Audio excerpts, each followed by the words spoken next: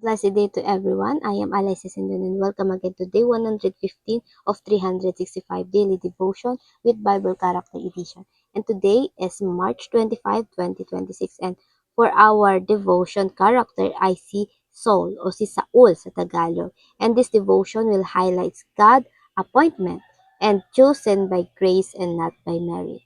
So after people rejecting God Yahweh as their king, God appointed their human king na siyang mamumuno sa kanila through Samuel. And he is Saul, an ordinary man. And for our scripture reading, ito ay mababasa natin sa 1 Samuel chapter 9 verse 1 to 2. So there was a Benjamite, a man of standing, whose name was Kish, son of Abiel, the son of Zeror, the son of Bekorat, the son of Apia of Benjamin. Kish had a son named Saul, as handsome a young man as could be found anywhere in Israel. So, etong si Saul ay parang sa panahon natin, kung i-describe ay heartthrob. And he was a head taller than anyone else. So, napaka-pogi nito, handsome nitong si Saul. And now, para naman sa ating katuruan, number 1, God chooses people for His specific purpose and mission. Makikita natin sa Biblia na ang dami ng Diyos na ginamit na tao na may hina, tingin nila sa sarili nila, may hina, may hirap, at parang walang kakayahan. But God also choose people na matatangkad, ganyan, gwapo, mayaman, kasi ang Diyos pinipili niya lahat.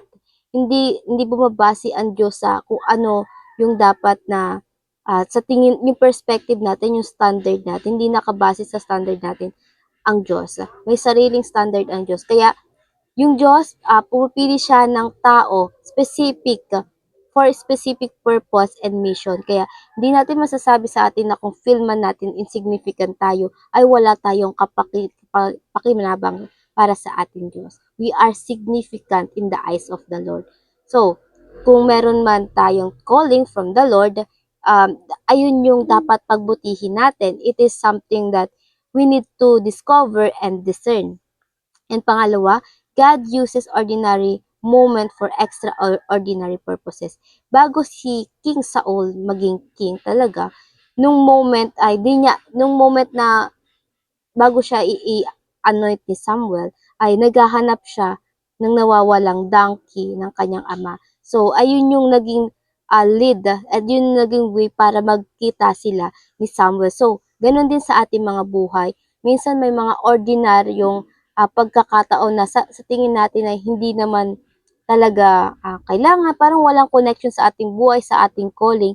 Pero God used even on that situation for extraordinary purposes sa ating mga buhay. And pangatlo, God set divine appointment in advance to accomplish His plan.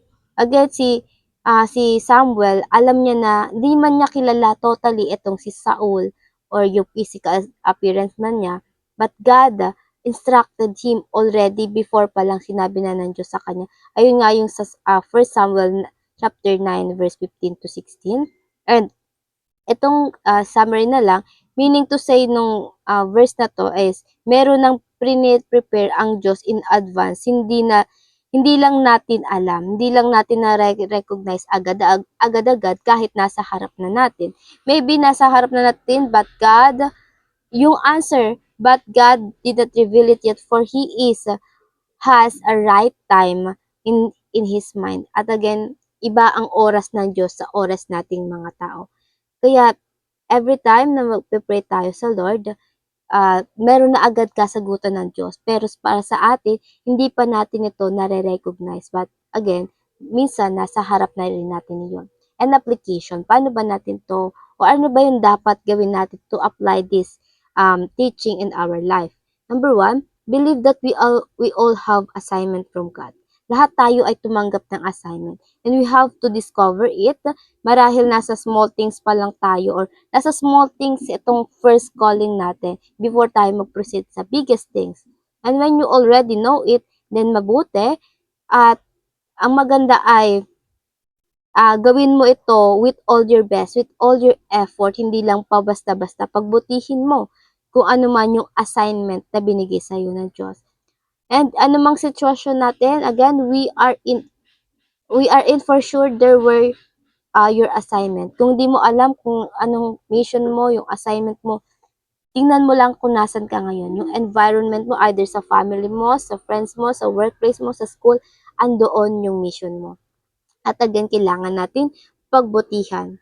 And pangalawa, be sensitive to God's providential appointment. Be sensitive. Kaya maganda na hindi tayo isnabero sa ating kapwa. Hindi natin iniitsapwera yung mga binibigay sa atin ng Diyos. Maybe because sila yung ordinary moment sa ating mga buhay.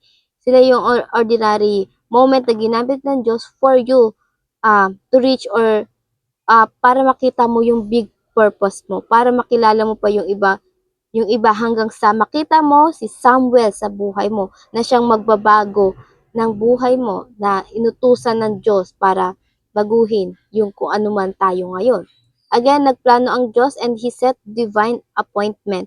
Nakalatag na ito in advance at ayun yung key para sa plano ng Diyos sa ating mga buhay.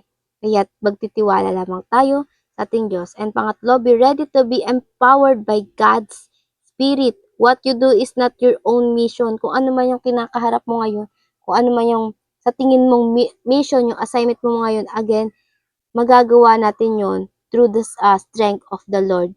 When the Holy Spirit empowered us. Again, hindi natin kailangan pagsumikapan with all our strength, but with all our trust with the Lord. Because the mission it's not our own to resolve. It was all belong to Him. Kaya hindi natin kailangan mag-rely sa ating mga sariling lakas. And si Haring Saul, again, he was empowered always by the Spirit of the Lord to succeed. So be ready on how God's Spirit will move toward our life kasi there always victory and success. Hindi natin namamalayan. Nagtatagumpay na tayo sa ating mga ginagawa. It's because God's Spirit empowered us. And para naman sa ating reflection is why do we need to be sensitive to God's appointment? So bakit kailangan nagiging maingat tayo sa mga bagay-bagay na dumadating sa ating mga buhay? Hindi natin iniitsapwera, hindi natin iniisnab. Kasi marahil ayun na yung ordinary moment na binigay ng Diyos para madaanan natin yung totoong path, yung biggest purpose sa ating mga buhay. At bago tayo tuluyang magtapos for this devotion, let's have a short prayer and let's pray. Our Father in heaven, we thank you and we glorify you for today's devotion. Panginoon, ay muli nangusap ka sa amin, Panginoon, mula sa iyong mga salita sa Biblia, Panginoon, sa Scripture, Lord God. Lord God, thank you for the life of Saul, Lord God, na pinakita mo sa amin, Panginoon, na kahit sino, Panginoon, ay kayang-kaya mong piliin, Panginoon, for a biggest purposes, Lord God. And Lord God, thank you for widen our eyes, Lord God, and please open our heart, Lord God, na hindi namin ma-reject kung ano man yung binibigay mo sa amin, Panginoon, yung way, Panginoon, na sanang magdadala sa amin sa biggest purpose mo sa amin, Lord God. Lord God, help us not to underestimate what you give to us, Lord God. And Lord, please, ikaw nawa ang siyang palagi manguna sa aming mga daraanan. Magliwanag ka, Panginoon, at dakilain ng bawat tao sa aming mga buhay, Panginoon. Lord, help us again to humble our heart, Lord God. And ayun lang po, in Jesus' name we pray, amen and amen and amen.